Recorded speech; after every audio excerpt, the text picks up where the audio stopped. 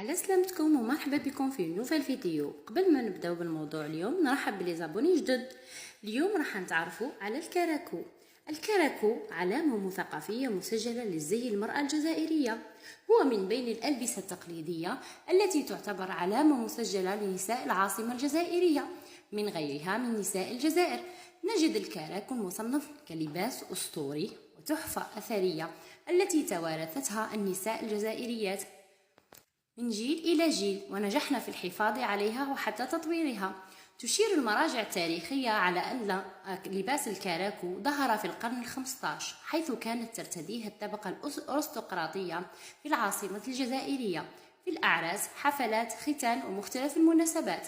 وبحسب المعلومات التاريخية فقد كان هذا اللباس يعبر عن مدى النفوذ والعظمة السامية للمرأة العاصمية، وهو في الأصل لباس المرأة الأندلسية، وكان يسمى آنذاك الغليظ.